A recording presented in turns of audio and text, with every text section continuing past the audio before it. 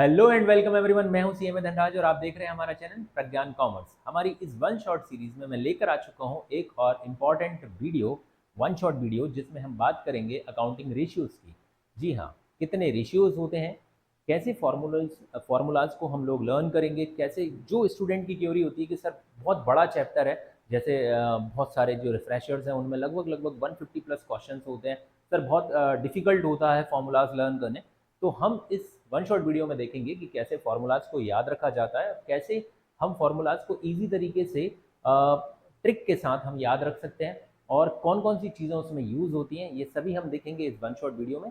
तो बगैर किसी देरी के हम शुरू करते हैं ये वीडियो। अगर इससे पहले अगर आप हमारे चैनल पर नए हैं तो हमारे चैनल को सब्सक्राइब कर लें, बेल नोटिफिकेशन को जो बेल को प्रेस करें ताकि कोई भी इंपॉर्टेंट नोटिफिकेशन आपसे मिस ना हो। और अगर आपको कोई भी क्वेरी है और आप अगला वन शॉट वीडियो किस टॉपिक पे चाहते हैं तो उसके लिए कमेंट बॉक्स में कमेंट जरूर करिएगा। तो चलिए शुरू करते हैं। तो सबसे पहले अगर मैं अकाउंटिंग रेशियोज की बात करूं तो ये रेशियोज का क्या यूज़ है। जितने भी हमारे अकाउंटिंग रेशियोज हैं वो सारे के सारे कंपनी की जो भी सॉल्वेंसी है, कंपनी का जो प्रॉफिटेबिलिटी है, टर्नओवर है और लिक्विडिटी को शो करते हैं। एक्चुअली इन रेशियोज की मदद से जो हमारे अकाउंटिंग यूजर्स होते हैं उनको कुछ फ्रूटफुल इन्फॉर्मेशन मिलती है जिससे वो अपने इंपॉर्टेंट डिसीजंस ले सकते हैं। इसीलिए लगभग लगभग टोटल जो है वो 32 अप्रॉक्स रेशियोज होते हैं, बट हमारे जो कैरिकुलम में लगभग 17 to 20 रेशियोज हैं, कुछ सब रेशियोज को मिला लें तो इस तरीके से हम इसे यहाँ पर डिस्कस करेंगे वो सारे रेशियोज, उनके फॉर्मूलाज और उनके कॉन्सेप्ट्स को। तो हम सबसे पहले बात करें तो ratio analysis is a tool, जो एक टूल है जो यूज़ किया जाता है evaluate the financial performance and position and efficiency of the business by expressing the relationship between two or more financial figures derived from the financial statement। जो हमारे financial statement होते हैं, जो आप ऑलरेडी पहले पढ़ चुके हो, बैलेंस शीट और पीएनएल, इनके ऊपर जो इनसे डेटा यूज करके हम कुछ इंपॉर्टेंट डिसीजन के लिए कुछ रेशियोज को हम लोग यहाँ पर कंपेयर करके हम लोग कंपनी की फाइनेंशियल पोजीशन को और बेहतर तरीके से जानने की कोशिश करते हैं। इंपॉर्टेंस क्या है, हेल्थ इन डिसीजन मेकिंग। सबसे पहले जैसे मैंने बताया कि हमारे यूजर्स को डिसीजन लेने में मदद करता है। दूसरी चीज, simplifies the complex financial data. जो भी फाइनेंशियल डेटा है वो बहुत सारे लोग ऐसे होते हैं जिनको नहीं समझ में आता कि बैलेंस शीट में कहाँ से क्या देखें, कौन सी चीज को यूज करें, कौन सी चीज को नहीं यूज करें। तो अलग अलग यूजर्स अपने हिसाब से इन रेशियोज का यूज करेंगे। Identifies the strength and weakness of the business. कौन सी स्ट्रेंथ है, कौन सी वीकनेस है, आपको बहुत सारी रेशियोज से पता चल जाएगा। Assist in the trend analysis and forecasting. Company profit में है, कंपनी लॉस में है, कंपनी आने वाले टाइम में कैसा परफॉर्म करेगी, बहुत सारे रेशियोज की मदद से हमको पता चलता है। इसके अलावा ऑब्जेक्टिव क्या है, असिस्ट द फाइनेंशियल हेल्थ, हमें फाइनेंशियल हेल्थ असिस्ट करनी है कंपनी की। इसके अलावा compare the performance with the comparative industries standards. जो बहुत सारे स्टैंडर्ड्स होते हैं, जैसे आगे हम देखेंगे, जैसे करंट रेशियो 2:1 होना चाहिए, तो वो कंपनी मैच कर पा रही है या नहीं कर पा रही है। इसके अलावा to evaluate the liquidity, solvency, profitability and efficiency. ये सारे हम जो आगे आने वाले 4 ब्रॉड कैटेगरी ऑफ रेशियो हैं उनमें हम डिस्कस करेंगे। इसके अलावा aid in budgeting and financial planning करने में भी हमको बहुत मदद करता है। ये बहुत सारी जो थ्योरी है वो आप देख सकते हैं। जैसे कि आपको पता ही होगा कि रेशियो का इंपॉर्टेंस, रेशियो के ऑब्जेक्टिव्स, ये सब रेशियो के कुछ एडवांटेजेस भी हैं, तो वो मैंने यहाँ पर आपको मदद के लिए आपके लिए कुछ कुछ एडवांटेजेस डाले। इनके अलावा भी कुछ और होते हैं जो आप डिटेल में अगर आप चाहते हैं तो कमेंट बॉक्स में कमेंट करिएगा। मैं थियरी को ज़्यादा यहाँ पर हम लोग वेटेज नहीं देंगे, क्योंकि यहाँ पर मेरा मेन मकसद है कि रेशियोज को कैसे याद किया जाए, उस पर हम लोग बात करने वाले हैं। तो कुछ एडवांटेजेस वगैरह भी हैं, लिमिटेशंस भी है। Based on the historical data, अगर बैलेंस शीट का जो डेटा है वो हिस्टोरिकल होता है, पीएनएल का डेटा हिस्टोरिकल होता है, तो जो उसकी लिमिटेशंस होंगी वो रेशियो की भी लिमिटेशंस हो जाएंगी। Ignores the qualitative factors. अच्छा और बुरा नहीं बताते रेशियो, बस आपके सामने जो स्टैंडर्ड है वो उसको लेकर, और जो भी उनका रियलिटी है, जो भी डेटा है वो आपके सामने रखेंगे।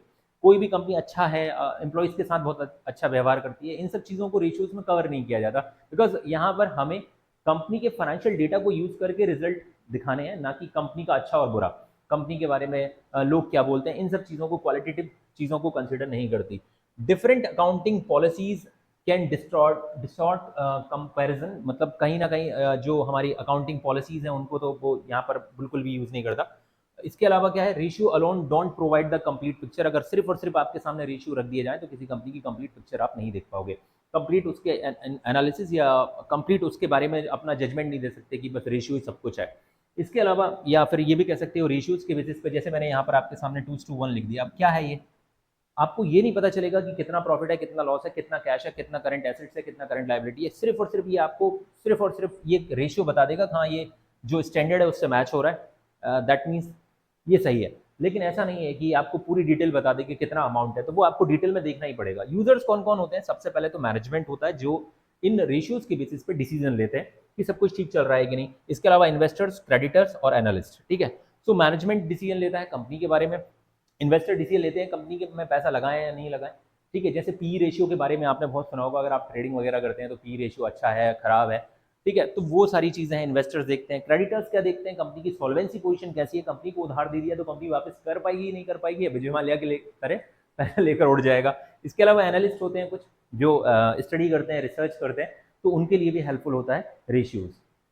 चलिए आगे बढ़ते हैं। तो यहां से स्टार्ट होता है सबसे इंपॉर्टेंट चीज कि भाई रेशियोज को कितनी कैटेगरी में बांटा गया। अगर मैं अकाउंटिंग पॉइंट ऑफ व्यू से देखूं तो रेशियो को हमने 4 ब्रॉड कैटेगरी में बांटा है, जिसमें सबसे पहला होता है लिक्विडिटी, जो कंपनी की शॉर्ट टर्म लिक्विडिटी को शो करता है। इसके अलावा सेकंड होता है सॉल्वेंसी, जो कंपनी की लॉन्ग टर्म सॉल्वेंसी को शो करता है।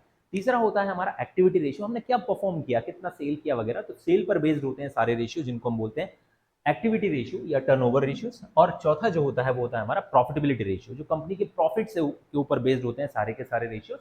लगभग लगभग आप देखेंगे 5 यहाँ पर हम रेशियोज देखने वाले हैं, 5 ही रेशियोज यहाँ पर देखेंगे, लगभग 4-5 हम यहाँ पे देखेंगे। कुछ लोगों की बुक में या कुछ लोगों के पास जो बुक पुराने मॉडल की होगी, डेफिनेटली उनमें जो है वो 4 रेशियोज दिए होंगे, बट 5 होते हैं यहाँ पर। और इसके अलावा 2 रेशियोज हम यहाँ पे देखेंगे। तो ये तो टोटल 17 रेशियो है। इसके अलावा कुछ छोटे मोटे सब रेशियोज भी होते हैं। तो लगभग लगभग जैसा मैंने आपसे कहा 17 से 20 रेशियो होते हैं जो हमको यहाँ पर डिस्कस करने हैं। तो चलिए शुरू करते हैं वन बाय वन। सबसे पहले अगर हम बात करें तो लिक्विडिटी रेशियो, लिक्विडिटी को बताते हैं, कंपनी की शॉर्ट टर्म सॉल्वेंसी को बताते हैं कि कंपनी के पास सफिशिएंट फंड्स है कि नहीं, कंपनी अपनी शॉर्ट टर्म सॉल्वेंसी यानी शॉर्ट टर्म जो ऑब्लिगेशंस हैं वो फुलफिल कर पाएगी या नहीं कर पाएगी। तो यहाँ पर क्या है, measures the ability to business to meet the short term obligation, जो शॉर्ट टर्म में जिम्मेदारियां हैं हमारी, जो पैसा पे करना है लाइक करंट लाइबिलिटीज वगैरह, पे करने के लिए सफिशिएंट फंड है कि नहीं। आपके घर पे कोई अगर 50 रुपए मांगने आ गए तो आपके पास है कि नहीं। तो सीधी सी बात है, ये हमारे शॉर्ट टर्म सॉल्वेंसी को शो करते हैं, इसलिए इनका नाम लिक्विडिटी रेशियो है। लिक्विडिटी यहाँ पर पैसे को रिप्रेजेंट करती है। तो सबसे पहले इसमें हमारा आता है current ratio. Current ratio current assets और करंट लाइबिलिटी से बनकर मिलकर बनता है, या हम कह सकते हैं ये रिलेशन रिप्रेजेंट करता है कि हमारे पास जो करंट एसेट है क्या वो हमारी करंट लाइबिलिटी को पे करने के लिए सफिशिएंट है या नहीं, ये दिखाता है हमारा करंट रेशियो। तो करंट रेशियो एस्टैब्लिश करता है, जिसका फॉर्मूला क्या होगा, जिसमें हमारा फॉर्मूला होगा करंट एसेट, यानी कि इसको हिंदी में बोलते हैं चालू संपत्तियां, ठीक है, चालू संपत्तियां। इसके अलावा डिवाइडेड बाय करंट लाइबिलिटी, क्या होगा, करंट लाइबिलिटी। गाइज अगर आपको करंट एसेट्स और करंट लाइबिलिटी नहीं पता है तो मैं आपको शॉर्ट में बता देता हूँ कि फाइनेंशियल स्टेटमेंट जो पहला चैप्टर होता है, जिसमें हम बात करते हैं कि फाइनेंशियल स्टेटमेंट के कंपोनेंट्स क्या क्या, उनके अंदर क्या क्या चीज़ें। अगर आप 12th के स्टूडेंट हैं तो आपने फाइनेंशियल स्टेटमेंट का फर्स्ट चैप्टर बिल्कुल मिस मत करिएगा, और अगर आपने वो अच्छे से नहीं पढ़ा तो कमेंट बॉक्स में कमेंट करिएगा। मेरा नेक्स्ट वीडियो फाइनेंशियल स्टेटमेंट पे होने वाला है, तो मैं बहुत जल्दी वो वीडियो लेकर आऊंगा। तो करंट एसेट्स में वैसे होता क्या क्या है, अगर मैं ये बात करूं तो जैसे ऐसे इन्वेंट्री है, ट्रेड रिसीवेबल्स है, कैश एंड कैश इक्विवेलेंट है, short term loans and advances हैं। इसके अलावा हमारे पास अदर करंट एसेट्स होती हैं। तो जो 5-6 हमारी करंट एसेट्स होती हैं उनसे मिलकर बनता है करंट एसेट्स। करंट लाइबिलिटी के 4 कंपोनेंट्स होते हैं, जिसमें हमारे पास trade payable, short term provisions, short term borrowings, इसके अलावा अदर करंट लाइबिलिटीज आती हैं। तो इनसे मिलकर बनता है करंट लाइबिलिटीज। क्या होता है, current ratio establish the relationship between current assets and current liabilities. It indicates the ability to firm to meet short term financial obligation. भाई शॉर्ट टर्म मैंने पहले ही कहा, इसका दूसरा नाम है शॉर्ट टर्म सॉल्वेंसी रेशियो भी बोलते हैं इसको, कि क्या कंपनी शॉर्ट टर्म में अपनी करंट लाइबिलिटीज को करंट एसेट से पे कर सकती है नहीं कर सकती। क्या हमारे पास सपोज करिए आपके पास 50,000 के करंट एसेट्स हैं और आपके पास अगर 25,000 की करंट लाइबिलिटीज हैं, तो क्या आप अपनी करंट एसेट से करंट लाइबिलिटी को पे कर सकते हो? यस कर सकते हैं। अगर 50,000 में से 50,000 में से अगर 25,000 हमने अपनी करंट लाइबिलिटी को पे भी कर दिया तो वी हैव सफिशिएंट फंड्स जिससे हम अपना बिजनेस रन कर लेंगे। इसको कहीं ना कहीं यहाँ से एक इंपॉर्टेंट चीज भी निकल के आती है जो होती है वर्किंग कैपिटल। क्यों वर्किंग कैपिटल? वर्किंग कैपिटल का मतलब ही क्या होता है, करंट एसेट्स में से करंट लाइबिलिटी के बाद जो पैसा बचता है उसको कहते हैं वर्किंग कैपिटल, जो हमारे बिजनेस को चलाने में हमें मदद करेगा। यानी कि 50,000 में से अगर आपने 25,000 रुपए माइनस कर दिए तो आपके पास 25,000 रुपीज जो बचेगा उससे आप कहीं ना कहीं अपने बिजनेस की वर्किंग कैपिटल आपके लिए होगी, जिससे आप अपने बिजनेस को रन कर सकते हो। आइडियल रेशियो क्या होता है, एमसीक्यूज में जरूर पूछा जाता है, कई बार पूछा जाता है, तो मैं बता दूं 2:1 है। सर कई बार हमने देखा है कि आंसर 3:1 आ रहा है, इसका मतलब क्या है, इसको आइडल रेशियो क्यों नहीं कहते? यानी कि आपने बहुत ज़्यादा पैसा इन्वेंट्रीज में फंसा रखा है, बहुत ज़्यादा आप लोगों को उधार दे रखे हो, तो कहीं ना कहीं ये आपके पैसे का मिसयूज हो रहा है। इसीलिए कहा जाता है कि इसे मेंटेन करना होता है। आगे आपने कुछ क्वेश्चंस भी देखे होंगे जिनमें अगर रेशियो गड़बड़ है तो उसे मेंटेन करने के लिए कहा जाता है। तो रेशियो 2:1 मेंटेन होना चाहिए, जो कि आपका आइडियल रेशियो है। तो ये था आपका फर्स्ट रेशियो, जिसमें हमने बात की current assets and current liabilities के रिलेशन के बारे में, जिसे करंट रेशियो के थ्रू रिप्रेजेंट करते हैं। कहीं ना कहीं ये वर्किंग कैपिटल को भी शो करता है, current assets minus current liabilities. चलिए तो दूसरे रेशियो पे चलते हैं। दूसरा रेशियो है लिक्विड रेशियो भी बोलते हैं, quick ratio, acid test ratio. ये तीनों नाम है, लेकिन जो इसका सबसे ज्यादा फेमस नाम है वो है क्विक रेशियो। क्विक रेशियो जैसे करंट रेशियो था, वहां पर एक साल की बात होती है कि क्या एक साल के अंदर जो हमारे करंट एसेट्स हैं उनसे हम अपनी करंट लायबिलिटीज को पे कर पाएंगे कि नहीं कर पाएंगे। लेकिन वहीं पर क्विक रेशियो बात करता है क्या हमारे पास जो करंट एसेट्स हैं, क्या वो ऐसे करंट एसेट्स जो 3 महीने के अंदर कैश और कैश इक्विवेलेंट में कन्वर्ट होकर क्या करंट लायबिलिटी को पे कर पाएंगे। यानी कि अगर मैं इन्वेंट्री और प्रीपेड एक्सपेंसेस को करंट एसेट्स में से हटा दूं तो क्या वो सफिशिएंट है करंट लायबिलिटीज को पे करने के लिए? सर फिर इन्वेंट्री को हटा क्यों रहे? क्योंकि हम अब ये मान के चलते हैं कि हमारा बिजनेस बची हुई इन्वेंट्री और प्रीपेड एक्सपेंसेस से रन हो जाएगा। प्रीपेड एक्सपेंसेस तो वैसे बहुत ज्यादा यूजफुल नहीं होते, बट इन्वेंट्री स्पेशली, तो इन्वेंट्री से हम अपना बिजनेस रन कर लेंगे। बाकी हमारे पास जो क्विक एसेट्स हैं, यानी कि इसका जो फॉर्मूला होता है, फॉर्मूला क्या होता है, जो भी हमारे पास क्विक एसेट्स हैं, quick assets upon current liability. Sir ये क्विक एसेट्स कैसे निकलती हैं? बिल्कुल मैं इसके बारे में बताऊंगा। जो भी हमारे करंट एसेट्स थे, जो भी हमारे करंट एसेट हैं, अगर मैं उनमें से दो चीजों को माइनस कर देता हूं, इन्वेंट्री यानी कि स्टॉक प्लस प्रीपेड एक्सपेंसेस, तो ये बन जाता है हमारा क्विक एसेट्स। यानी कि quick assets equals to current assets minus inventory plus prepaid expenses. बहुत एक इंपॉर्टेंट चीज मैं आपको यहां पे बताने जा रहा हूं। कई बच्चों से बायवा वगैरह में पूछ लिया जाता है कि सर करंट एसेट्स का, क्विक एसेट्स का फॉर्मूला तो ये होता है, लेकिन इनको हमने क्यों माइनस किया, आप इसका रीजन बताइए। तो पहला एक रीजन ये है कि इन्वेंट्री हम ये नहीं कह सकते।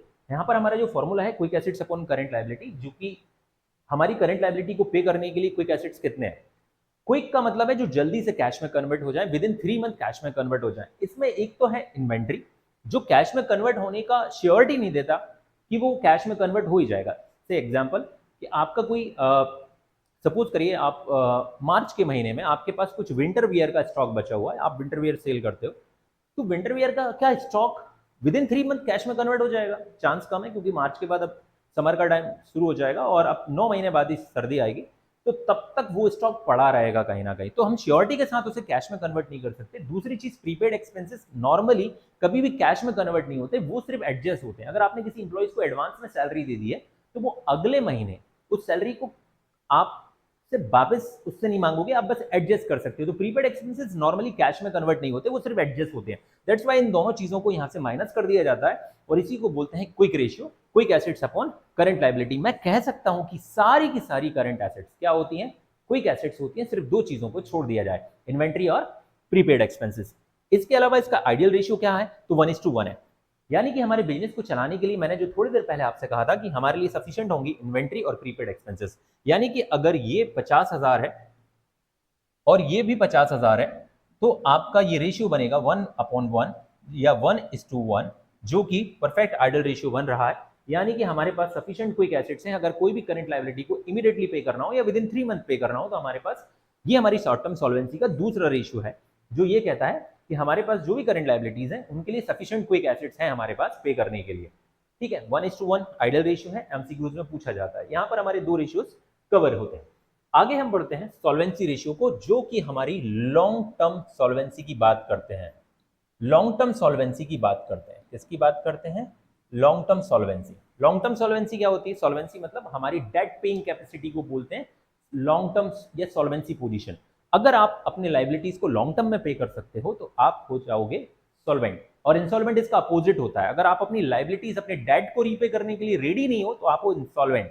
या जैसे विजय माल्या ने किया, अपने डेट पूरे पे नहीं कर पा रहा था, वो अलग बात है कि अब उसकी एक अलग ही छवि मार्केट में दिख रही है। आपने सुना होगा जब से उसका पॉडकास्ट इंडिया में हुआ है, तब से लोग अलग ही सोचने लगे, अरे विजय माल्या तो अच्छा इंसान था। ऐसा जो भी आपका परसेप्शन है वो आपका है, बट कहीं ना कहीं अगर आप लॉन्ग टर्म में अपनी लाइबिलिटीज को पे नहीं कर पा रहे हो तो आप इंसॉल्वेंट कहलाओगे, और अगर आपके पास सफिशिएंट फंड्स हैं तो आप सॉल्वेंट कहलाओगे।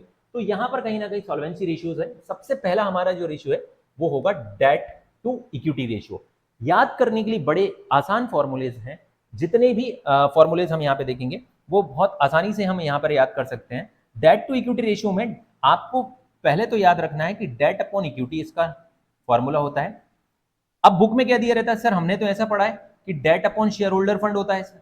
देखो, जो आपने बैलेंस शीट देखी होगी उसमें देखा होगा कहीं ना कहीं इक्विटीज एंड लाइबिलिटीज, आपने जो फर्स्ट टाइटल देखा होगा, इक्विटीज किसको रिप्रेजेंट करता है? शेयर होल्डर फंड को। शेयर होल्डर फंड में क्या क्या आता है? शेयर होल्डर फंड में जल्दी से मैं आपको बता देता हूं, share capital plus reserve and surplus. Sir एक और चीज आती है, नॉर्मली वो सिलेबस में कहीं ना कहीं उसका इवेल्युएशन नहीं है, वो एग्जाम में नहीं आएगी, जिसको हम बोलते हैं मनी रिसीव्ड अगेंस्ट शेयर बोरेंट, तो वो नहीं आएगा। यानी दो चीजों से मिलकर ही शेयर होल्डर फंड बनता है। डेट किन चीजों से बनता है? तो long term borrowing plus long term provision. आपने अगर देखा होगा तो पांच चार हमारी नॉन करेंट लाइबिलिटीज होती हैं, जिसमें long term borrowing, long term provision, deferred tax liability as well as other non current liabilities. तो हमारे सिलेबस में डेट की डेफिनेशन में सिर्फ long term borrowing plus long term provision आते हैं। तो ये हो गया आपका डेट टू इक्विटी रेशियो। अब इसका आइडियल रेशियो कितना है? 2:1 होना चाहिए, यानी डेट और इक्विटी के बीच में 2:1 का रेशियो अगर मैच हो रहा है तो फिर ठीक है। लेकिन अगर इससे ज्यादा है, ये जितना लोअर होगा उतना ज्यादा बेनिफिशियल होगा, क्योंकि डेट अगर आपके पास जितना ज्यादा होता है उसको हाई लेवरेज बोलते हैं। यानी सीधी सी बात है, ये आपको बहुत ज्यादा डेट वाले लोग डिस्टर्ब कर सकते हैं। कहीं ना कहीं आप अगर ज्यादा लोन लेकर बिजनेस कर रहे हो तो बिजनेस के कोलैप्स होने के चांस ज्यादा है, जैसे कि विजय माल्या के साथ हुआ, नीरव मोदी के साथ हुआ। बिजनेस में लोन ज्यादा होता है तो आपके ऑब्लिगेशंस पक्के होते हैं, मतलब सिक्योर्ड होते हैं नॉर्मली लोन, तो आपको लौटाने ही पड़ेंगे। तो इसीलिए कहीं ना कहीं डेट कम होगा तो ज्यादा अच्छा है। अगर आपके पास डेट है भी तो वो कितना होना चाहिए? इक्विटी से 2 गुना है तो चलेगा, लेकिन उससे ज्यादा है तो थोड़ा सा आपके लिए खतरनाक हो सकता है। तो lower ratio indicates better solvency, जितना कम होगा उतना क्रेडिटर के लिए अच्छा है। आगे बढ़ते हैं, अगला रेशियो कौन सा है? Total assets to debt ratio, जिसका नाम में ही इसका फॉर्मूला है। टोटल एसेट्स जो भी होती है हमारे पास, टोटल एसेट्स को अगर मैं डेट से डिवाइड करता हूं, डेट का मीनिंग वही रहेगा जो हमने थोड़ी देर पहले पढ़ा है, long term borrowing plus long term provision. Long term borrowings में क्या क्या आता है? हाँ, ये चीज एक इंपॉर्टेंट थी कि लॉन्ग टर्म बोरोइंग में क्या आता है। तो आपके पास जैसे लोन अगर आपने किसी बैंक से ले रखा है, अगर आपने डिवेंचर इशू कर रखे हैं, अगर आपने बॉन्ड्स इशू कर रखे हैं, और अदर कोई लॉन्ग टर्म लोन ले रखा है फाइनेंशियल इंस्टीट्यूशन से, तो वो भी इस कैटेगरी में आ जाता है।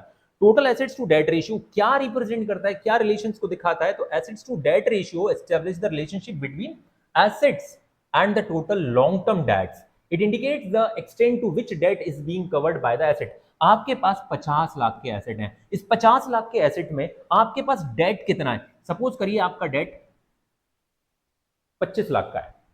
अगर आपके पास 25 लाख का डेट है और 50 लाख के एसेट है, इसका मतलब है आपकी आधी एसेट डेट से खरीदी गई है। तुमने सुना होगा अक्सर, मेरे पास घर है, गाड़ी है, बंगला है, तुम्हारे पास क्या है? तो उन लोगों से पूछना कि तुम्हारे पास लोन कितना है। ये भी इंपॉर्टेंट है ना पूछना कि आपने कितने सारे एसेट डेट से खरीदे। अगर डेट ज्यादा है दैट मींस कि कहीं ना कहीं उन्होंने मैक्सिमम एसेट्स डेट के थ्रू एक्वायर किए हैं, डेट से खरीदे, लोन लिया और फिर बंगला बनाया, लोन लिया और फिर गाड़ी लिया, तो हम बोल सकते हैं हर चीज तो उधार की है तुम्हारे पास। तो सर इसका मतलब लोन नहीं लेना चाहिए, मैं ऐसा नहीं बोलूंगा, आपको लोन नहीं लेना चाहिए, लेकिन कहीं ना कहीं ये रिलेशन स्टैब्लिश कर रहा है कि आपके पास जो टोटल एसेट है उसमें डेट का कंपोनेंट कितना है। अगर किसी वजह से कंपनी अगर किसी फाइनेंशियल क्राइसिस में फंसती है तो सबसे पहले उसके डेट एसेट से रिकवर किए जाएंगे, इसीलिए डेट टू इक्विटी रेशियो भी चेक किया जाता है, खासकर जब बैंक लोन वगैरह दे रहे होते हैं तब। इसके बाद हम बात करेंगे प्रोप्राइटरी रेशियो की। सर प्रोप्राइटरी, आपने वहां तो फॉर्मूला बता दिया कि सर ये टोटल एसेट्स टू डेट ही आएगा, नीचे वहां पर डेट टू इक्विटी आएगा, बट यहाँ क्या आएगा? देखो जरा ध्यान से सुनना, अगर आपने इससे पहले एक रेशियो देखा डेट टू इक्विटी, जिसमें फॉर्मूला था debt upon equity, debt upon equity. दूसरा फॉर्मूला आपने देखा टोटल एसेट अपॉन डेट। अगर आप यहां पे देखोगे तो डेट से डेट क्रॉस हो जाता है, तो बचता क्या है? Equity and total assets. तो अब आप इक्विटी को ऊपर ले जाइए, क्योंकि इनका नेट रिजल्ट यानी बिजनेस में जो भी एसेट होंगी, वो हमारे पास जो भी एसेट होती है वो दो चीजों से मिलकर बनती है, या तो हमारे पास इक्विटी से या शेयर होल्डर फंड से। तो अब इक्विटी और ये हमारा हो जाएगा टोटल एसेट, जो भी हमारे पास टोटल एसेट है। Proprietary ratio establish the relationship between proprietors fund, इसको हाँ और भी नाम बता देता हूं, इक्विटी का मतलब share holder fund, proprietary fund, owners fund, ये सब नाम से जाना जाता है।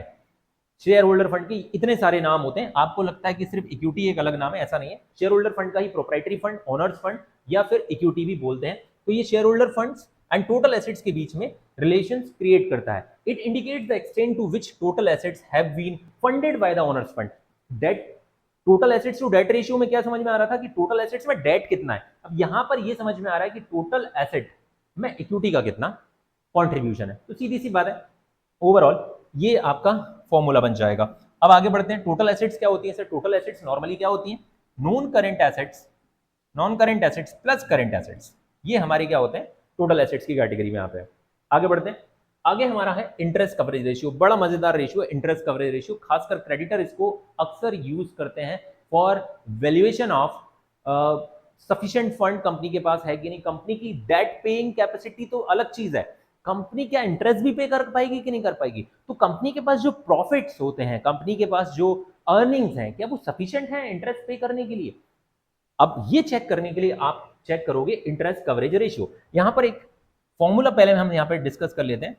फॉर्मूला होता है profit before tax, interest and tax कर लेते हैं इसको, बिफोर इंटरेस्ट एंड टैक्स। वैसे डिविडेंड भी आता है बट उसको लिखने की जरूरत नहीं है, क्योंकि जब आप profit before interest and tax पे आते हो और यहां पे लो लिख लीजिए डिविडेंड, ठीक है। तो profit before tax, interest, tax and dividend is sufficient for paying interest on long term borrowing, interest on long term debt कर लेते हैं। लॉन्ग टर्म बोरिंग या लॉन्ग टर्म डेट, क्या कर लेते हैं? लॉन्ग टर्म डेट या लॉन्ग टर्म बोरिंग। क्या हमारे पास जो डेट है, क्या उसके ऊपर जो इंटरेस्ट जाएगा उसको पे करने के लिए आपके पास इतना भी प्रॉफिट हो रहा है कि इंटरेस्ट पे कर पाओ? यानी कि यहां पर जो फॉर्मूले का जो निचोड़ है वो ये है कि हायर द बेस्ट।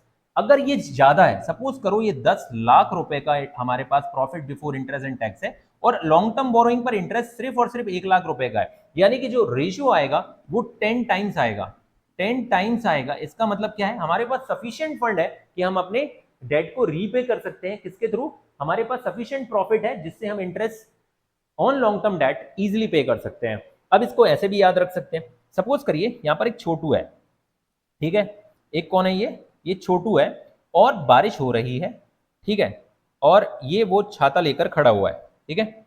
बारिश में ये एक छाता लेकर वो खड़ा हुआ है, छाता बहुत बड़ा है और बारिश जोर से हो रही है।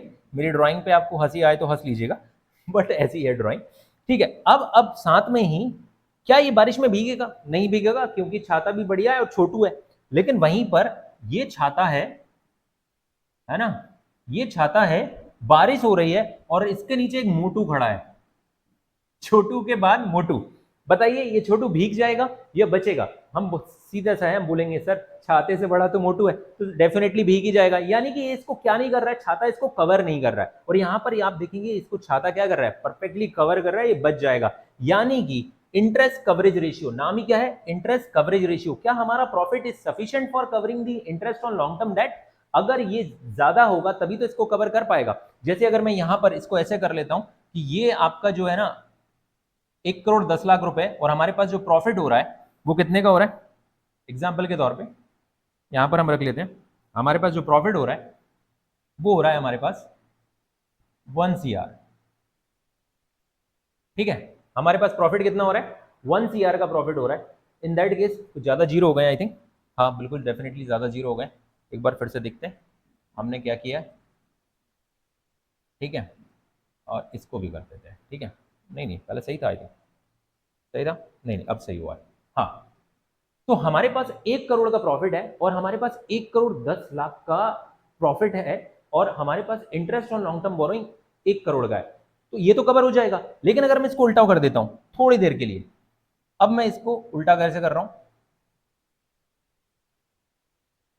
इसको कर दे रहा हूं 1 करोड़ और इसको कर दे रहा हूं 1,10,00,000।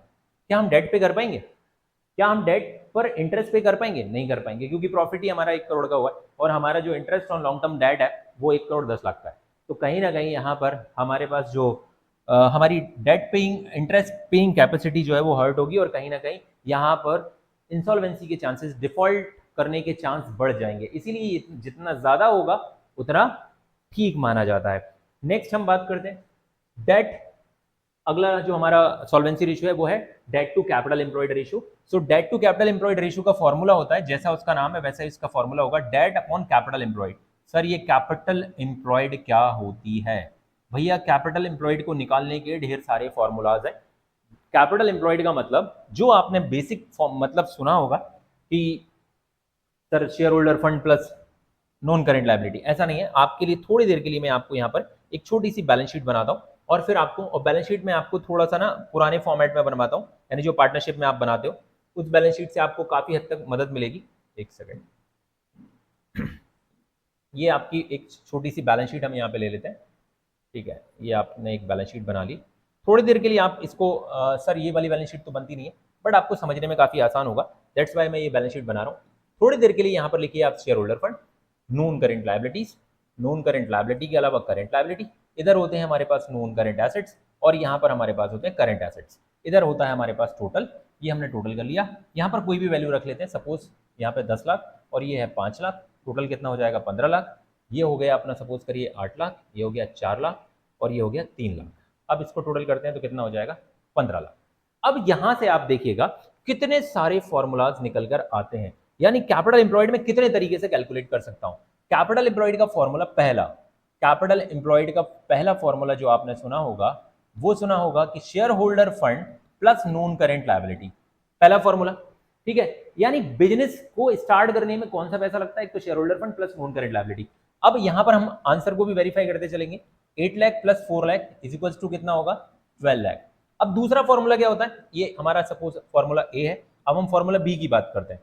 अगर मैं कहता हूं फॉर्मूला बी हो जाएगा total asset minus current liability. Total assets कितने हैं 15 लाख के हैं, माइनस करंट लायबिलिटी कितने के हैं 3 लाख के हैं, योर आंसर 12 लाख। अब दूसरा सी फॉर्मूला, यानी अगर मैं कहूं तो नॉन करंट एसेट्स, जो भी हमारे नॉन करंट एसेट्स हैं plus current assets minus current liability, ये भी एक फॉर्मूला बन जाएगा, आप चेक कर लीजिए। 10 lakh plus 5 lakh minus 3 lakh is your answer 12 lakh. The next हमारा फॉर्मूला क्या हो सकता है, अगर मेरे पास total assets non current assets में, जो भी नॉन करंट एसेट्स हैं, प्लस मैं अगर इसमें वर्किंग कैपिटल ऐड कर देता हूं तो, जी हाँ वर्किंग कैपिटल आपको पता होना चाहिए क्या होती है, ये तो फिलहाल में 10 लाख है, वर्किंग कैपिटल क्या होगी 5 लाख में से 3 लाख माइनस कर दीजिए, यानी current assets minus current liability, तब भी आपका आंसर कितना आएगा 12 लाख आएगा आंसर। सर 4 तो हो ही गए, हमने तो इतने भी नहीं सुने, कोई बात नहीं, अभी तो एक और है, और भी हम देखेंगे। अगर मेरे पास टोटल लायबिलिटी है, total of equity and liability minus current liability कर दूं, जी हाँ ये भी एक फॉर्मूला बन जाएगा, total of equity and liability भी 15 लाख रुपए का है, माइनस करंट लायबिलिटी कितनी है 3 लाख है, तो आपका आंसर 12 लाख आएगा। सर बस करो, नहीं अभी अभी और भी हो सकते हैं, ठीक है, जरा ध्यान से सुनिएगा, अभी और भी हो सकते हैं हमारे फॉर्मूलाज। जैसे अगर आपके पास, ठीक है, एफ में अगर हम देखें तो हमारे पास अगर शेयर होल्डर फंड है प्लस टोटल डेट है और अगर उसमें से मैं करंट लायबिलिटी माइनस कर लेता हूं, टोटल डेट क्या होता है सर, इन दोनों को अगर जोड़ दिया जाए तो ये कहलाता है टोटल डेट, इसको टोटल डेट भी बोलते हैं। तो टोटल डेट कितना हो जाएगा, जैसे ये 8 लाख है, सपोज टोटल डेट का टोटल यहां पर दे रखा है 7 लाख, ठीक है, तो यहां पर हमने किया 7 लाख माइनस 3 लाख, तो आपका आंसर होगा 12 लाख। जी हाँ इतने सारे फॉर्मूलाज हो सकते हैं, यू विल कैलकुलेट, क्या क्या कैलकुलेट कर सकते हो आप कैलकुलेट कर सकते हो कैपिटल एम्प्लॉयड, यहां से आपको कैपिटल एम्प्लॉयड के फॉर्मूलाज मिल जाएंगे। तो मैंने यहाँ पर आपको 5 से 6 तरीके बताए जिनसे आप कैपिटल एम्प्लॉयड कैलकुलेट कर सकते हो, यानी क्वेश्चन में कुछ भी दिया हो, आपको जरूरी नहीं कि कैपिटल एम्प्लॉयड सिंपली दे रखी हो, और अगर सिंपली दे रखी हो तो आप इस फॉर्मूले का यूज कर लीजिएगा। अच्छा, what in the ratio indicate, अगर हायर रेशियो है तो suggest the greater financial leverage. ये लिवरेज क्या होता है, लिवरेज यानी कि डेट की मात्रा ज्यादा होना, अगर ये रेशियो ज्यादा होगा, अगर सपोज करिए ये 50 लाख है, ठीक है, ये 50 लाख है और आपकी कैपिटल एम्प्लॉयड जो है ना वो सपोज करिए कि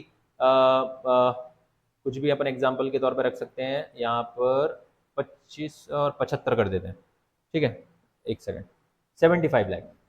इसका मतलब है आपने बहुत ज्यादा डेट ले रखा है, आपकी कैपिटल एम्प्लॉयड में डेट का कंपोनेंट बहुत ज्यादा है, ये जितना ज्यादा होगा उतना लिवरेज का मतलब ये डेट का कंपोनेंट बहुत ज्यादा है। Higher risk for investors and lenders, the company may have difficulty meeting the debts obligations during tough time, जब टफ टाइम आएगा, कोरोना जैसा कोई पैंडेमिक आ जाता है, इन दैट केस कंपनी अपनी लायबिलिटीज को पे करने में असमर्थता, इनकैपेबिलिटी शो करेगी कि हम नहीं पे कर पाएंगे, इसीलिए लोअर रेशियो इंडिकेट करता है less reliance on debt and more conservative financial structure, जो पुराने लोग होते थे ना, जो बोलते थे कि भैया उधार लेकर तो काहे का धंधा करना है तो अपने पैसे से करो, ऐसा कुछ नहीं है। लेकिन फिर भी अगर आप बहुत कम डेट लेके चलते हो तो इसका मतलब है कि कंपनी अपनी पुरानी सोच की है, कंपनी को डेट पसंद नहीं है, कंपनी को खुद का पैसा पसंद है, शेयर होल्डर का पैसा पसंद है।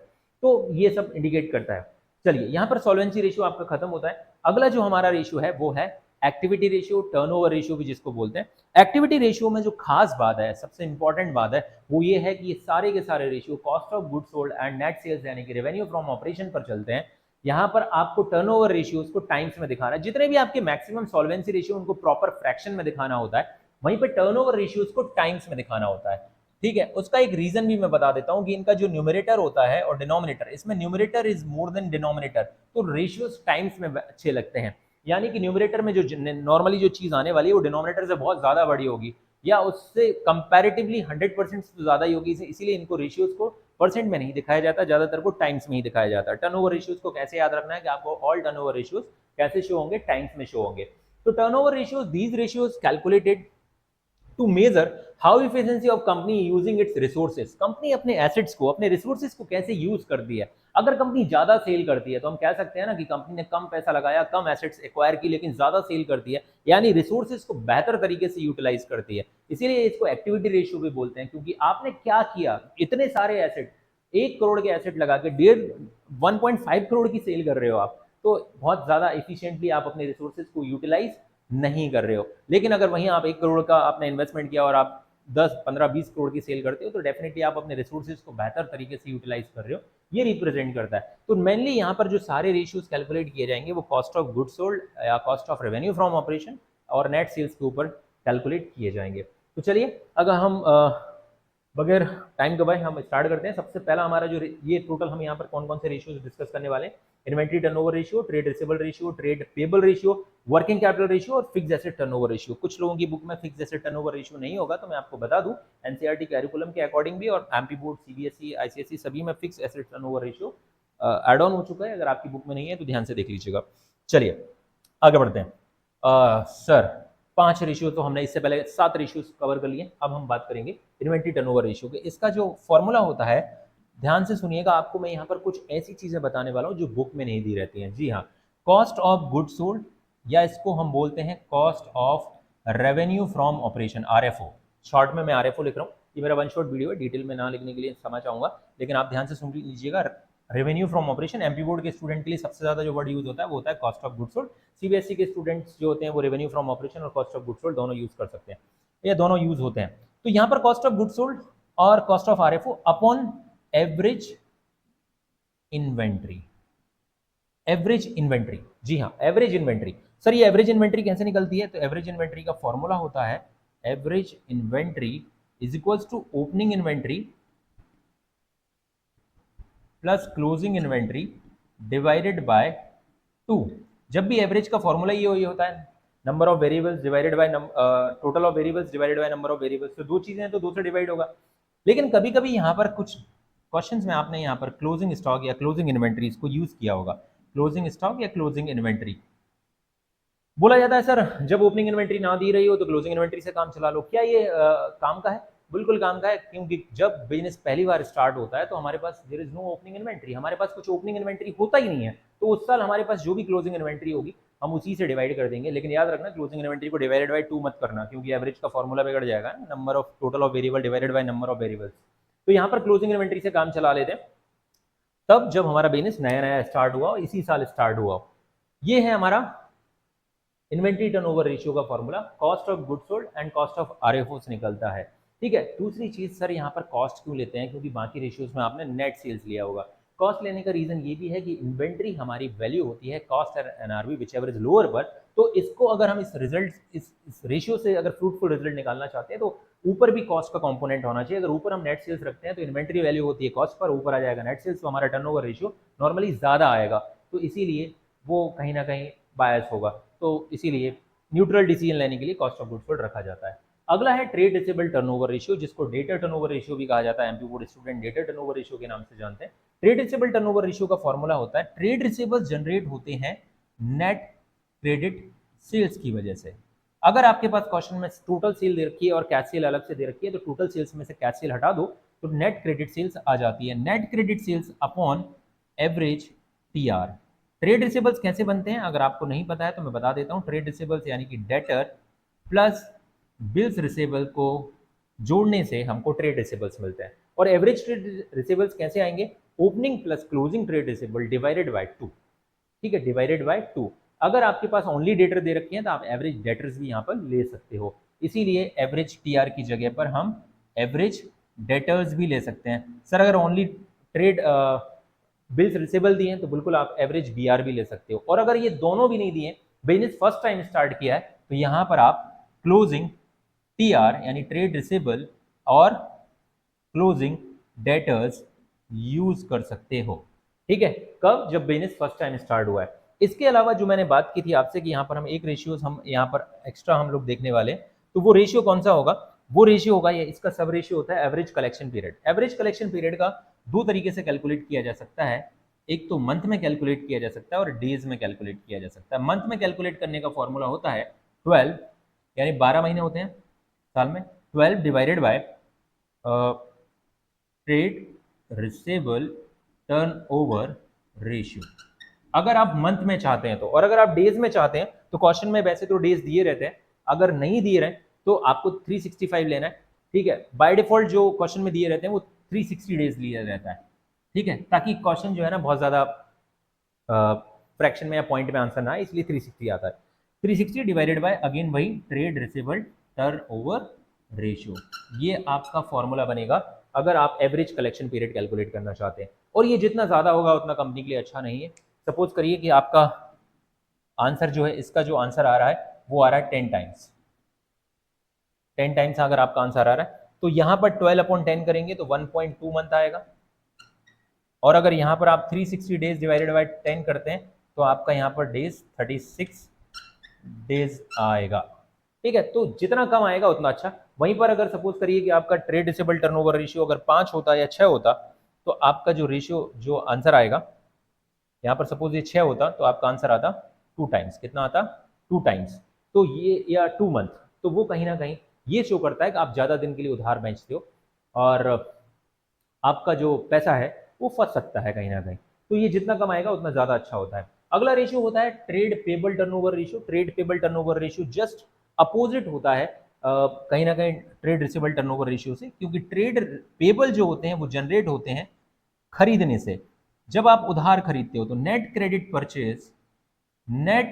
Purchase upon average TP, average trade payables, या फिर एवरेज क्रेडिटर्स, या एवरेज बीपी। और अगर ये सब नहीं दिए, बिजनेस फर्स्ट टाइम शुरू किया है, तो क्लोजिंग टीआर यानी टीपी और क्लोजिंग क्रेडिटर आप यूज कर सकते हैं इसकी जगह पर। तो ये उसका फॉर्मूला बन जाएगा आपका। नेट क्रेडिट परचेज से हमारे पास क्या जनरेट होते हैं? ट्रेड पेबल जनरेट होते हैं। यहाँ पर एवरेज पेमेंट पीरियड निकाला जाता है। यहाँ पर भी अगेन वही, यहाँ पे डेज में भी निकाला जा सकता है, मंथ में भी निकाला जा सकता है। डेज में आप 360 अपॉन ये जो आपका आंसर आ रहा है इसको आप डिनोमिनेटर, और अगर मंथ में करोगे तो 12 अपॉन जो भी आपका आंसर आ रहा है इसको आप यहाँ पे रख दोगे, जैसा हमने trade payable turnover ratio, trade receivable turnover ratio में रखा था। तो ये रिलेशन क्रिएट करता है कि आप जो सामान ट्रेड क्रेडिट परचेज खरीदते हो वो कितनी है, यानी कि ये कहीं ना कहीं turnover ratio establish the relationship between credit purchase and average trade payables. ठीक है, ये यानी कि आप साल में कितना पैसा, कितना स्टॉक उधार खरीदते हो, एवरेज जो आपके टीपी होंगे उससे ये टाइम्स में आपका आंसर आ जाएगा। यहाँ पर अगर हम बात करें अगला जो हमारा रेशियो है वर्किंग कैपिटल टर्नओवर रेशियो, तो वर्किंग कैपिटल टर्नओवर रेशियो के लिए यहाँ पर वर्ड यूज होगा नेट सेल्स। इसको हम रेवेन्यू फ्रॉम ऑपरेशन भी बोलते हैं। और अगर ये दोनों ही नहीं दिए और कोई भी इंफॉर्मेशन नहीं दी तो इसकी जगह पर कॉस्ट ऑफ गुड सोल्ड भी आप यूज कर सकते हो, तब जब नेट सेल्स और आरएफओ नहीं निकाल पा रहे हो तब। या फिर एक और बहुत इंपॉर्टेंट चीज है, अगर आपके वर्किंग कैपिटल यानी करंट एसेट्स में डेटर और ट्रेड रिसीवेबल नहीं है तो आप यहाँ पर कॉस्ट ऑफ गुड सोल्ड आज़ादी के साथ यूज कर सकते हो। ठीक है, अगर आपको ज़्यादा इंफॉर्मेशन चाहिए कि ऐसा क्यों, तो कमेंट बॉक्स में कमेंट करिएगा। इन छोटी छोटी चीज़ों पे मैं आपके लिए एक्स्ट्रा वीडियो बनाऊंगा जिसमें आपको मैं बहुत सारे ऐसे सीक्रेट्स बताऊंगा जो ऐसा क्यों होता है और कब ऐसा करना होता है उसके बारे में बताऊंगा।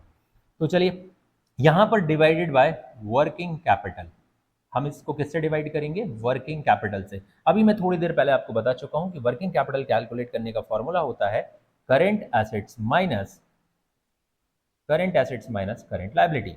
ये फॉर्मूला होगा आपका वर्किंग कैपिटल टर्नओवर रेशियो का। ठीक है, ये क्या रिप्रेजेंट करता है, एस्टैब्लिश करता है relation between working capital and revenue from operation. It aims to determine the efficiency in the use of working capital of the that enterprise. हमारे पास जो वर्किंग कैपिटल है और जो हमने उससे कितना नेट सेल्स किया उसकी इफिशियंसी को दिखाता है। हमारा जो करंट एसेट्स और करंट लायबिलिटी का डिफरेंस है उसके साथ। अब आता है fix assets turnover ratio. Fix assets turnover ratio का जो फॉर्मूला होगा हम यहाँ पर अगेन यूज करेंगे नेट सेल्स एंड आरएफओ। मैंने बताया आपको कि मैक्सिमम रेशियो सेल्स पे निकलते हैं। टर्नओवर का मतलब ये है नेट सेल्स या आरएफओ, या फिर यहाँ पर अगर ये ना दिया हो तो कॉस्ट ऑफ गुड्स सोल्ड भी आप यूज कर सकते हो अपॉन फिक्स एसेट्स, जिसको हम नॉन करंट एसेट भी बोलते हैं। ठीक है, तो ये आपका फॉर्मूला बन जाएगा। इट्स वेरी सिंपल, और बहुत सारी जगह पर ये फॉर्मूला जहाँ नहीं दिया है तो वो स्टूडेंट ध्यान से इस क्वेश्चन को कर लेंगे। अब बात कर लेते हैं last broad category of ratio, profitability. भाई कोई भी बिजनेस प्रॉफिट के लिए चलता है, हम सभी को पता है कि बिजनेस प्रॉफिट के लिए चलता है। तो एक इन्वेस्टर जानना चाहता है कि कितना प्रॉफिट हो रहा है, नेट सेल पर कितना प्रॉफिट हो रहा है। तो यहाँ पर सारे के सारे प्रॉफिटेबिलिटी रेशियोज आपके परसेंट में दिखाए जाएंगे। उसका बेसिक रीजन यही है कि न्यूमरेटर जो होता है वो डिनोमिनेटर से छोटा होता है। सपोज करिए आपने 1,00,000 रुपए की सेल की, 1,00,000 रुपए का आपने प्रॉफिट अर्न किया और 5,00,000 रुपए की सेल की, तो कहीं ना कहीं न्यूमरेटर छोटा है डिनोमिनेटर से, तो you can calculate in terms of percentage. आप परसेंट में कैलकुलेट कर सकते हैं इसको। लेकिन चलिए बगैर किसी समय गवाए हुए हम इन रेशियोज के बारे में बात करेंगे। तो यहाँ पर टोटल 5 रेशियोज कवर करने वाले हैं, GP ratio, operating profit, net profit, and साथ ही साथ में हमारा रेशियो होगा रिटर्न ऑन इन्वेस्टमेंट या कैपिटल एम्प्लॉयड रेशियो या return on capital employed ratio. तो सबसे पहले हम बात करेंगे ग्रॉस प्रॉफिट रेशियो की। भैया ग्रॉस प्रॉफिट क्या होता है, पर यूनिट बेचने पर आपको कितना बचता है उसको बोला जाता है ग्रॉस, बगैर किसी एक्स्ट्रा एक्सपेंसेस के। जैसे कहते हैं ना, ये एक प्रोडक्ट में बेचता हूं उसमें मुझे 20% बच जाता है। भैया ये प्रोडक्ट पर, यानी कि आपने इसे 100 का खरीदा और 120 रुपए का बेचा, तो 20 रुपए आप 100 पर बचा ले रहे हो, तो ये आपका सीधा सीधा ग्रॉस प्रॉफिट है। लेकिन क्या सिर्फ और सिर्फ ग्रॉस प्रॉफिट ही सब कुछ होता है? नहीं, इसके अलावा ऑपरेटिंग प्रॉफिट, इसके अलावा नेट प्रॉफिट, ये सब भी हमको देखना होगा। साथ ही साथ आपको एक चीज और भी याद रखनी है कि कैश फ्लो स्टेटमेंट में ये सारी चीजें आप और डिटेल में देखोगे कि ग्रॉस प्रॉफिट क्या होता है, ऑपरेटिंग प्रॉफिट क्या होता है, नेट प्रॉफिट क्या होता है। ये सब चीजें आपने 11th में भी देखी होंगी, मे बी अगर आपने अच्छे से पढ़ाई की होगी तो 11th में जरूर देखा होगा। तो चलिए ग्रॉस प्रॉफिट रेशियो का फॉर्मूले की बात कर लेते हैं। तो ग्रॉस प्रॉफिट रेशियो में ग्रॉस प्रॉफिट को हम न्यूमरेटर बनाएंगे। ग्रॉस प्रॉफिट कितना अर्न करते हो, किसके ऊपर? Net sales. नेट सेल्स यानी कि RFO, revenue from operation. Net sales का भी अगर किसी को फॉर्मूला नहीं पता है, अगर आपने 11th में ये चीज मिस कर दी है, तो नेट सेल्स का फॉर्मूला होता है जो भी हमारी टोटल सेल्स होती है, टोटल सेल्स में से सेल्स रिटर्न को माइनस कर दिया जाता है। तो यहां पर आपके पास क्या आ जाती है? नेट सेल्स आ जाती है। या एक चीज और याद रखना कि जब नेट सेल्स को ही हम आरएफओ बोलते हैं, अगर क्वेश्चन में आरएफओ दिया है और सेल्स रिटर्न दिया है तो गलती से भी उसको माइनस मत कर देना, क्योंकि नेट सेल्स को ही रेवेन्यू फ्रॉम ऑपरेशन कहा जाता है। कॉमन मिस्टेक जो स्टूडेंट करते हैं कि सर आरएफओ दिया था और सेल्स रिटर्न भी दिया था, हमने माइनस कर दिया। बिल्कुल ऐसा भी करोगे तो मार्क्स तो लूज करोगे ही करोगे, और कहीं ना कहीं आपका कॉन्फिडेंस भी लूज होगा कि क्या सिली मिस्टेक कर दी। ठीक है, तो ऐसा बिल्कुल मत करना। तो ग्रॉस प्रॉफिट साथ में मल्टीप्लाई विद 100 करना है, क्योंकि सारे आंसर्स आपको किस में दिखाने हैं? परसेंट में दिखाने। P for profit and P for percentage, all profitability ratios आपको परसेंट में दिखाने हैं। तो मल्टीप्लाई विद 100 बायोलॉजिकल, मतलब हम कह सकते हैं बायोलॉजिक, हमको ये यूज करना ही है कि हर रेशियो में 100 से मल्टीप्लाई करना है। ये याद नहीं रखना है क्योंकि प्रॉफिटेबिलिटी रेशियो परसेंटेज में दिखाए जाते हैं, तो मल्टीप्लाई विद 100 करना है। आप भी बोलते हो ना, आपके मार्क्स जैसे 400 मार्क्स आए आउट ऑफ 500, तो कितना परसेंट हुआ? Multiply with 100। 500 में से 400 आए ना, तो आप आंसर लिखते हो 80%। भाई परसेंट में आंसर आता है। अगर आप इसको नहीं लिखते तो आपका आंसर कैसा आता? 0.8 आता। ठीक है, या फिर रेशियो में आता 4/5, ये फ्रैक्शन में आ जाता आपका आंसर। तो परसेंट में जब दिखाना है मल्टीप्लाई विद 100 करना है, सिंपल है।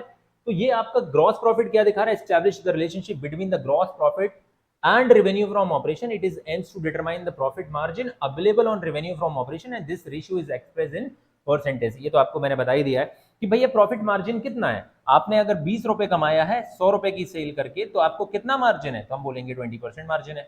यानी हर प्रॉफिट पर, हर इंडिविजुअल ग्रॉस प्रॉफिट 1 यूनिट बेचने पर भी होता है और 1000 यूनिट बेचने पर भी होता है, जबकि नेट प्रॉफिट के साथ ऐसा नहीं है। नेट प्रॉफिट अगर 1 यूनिट बेचोगे तो हो सकता है आपको लॉस हो जाए। चलिए आगे बढ़ते हैं।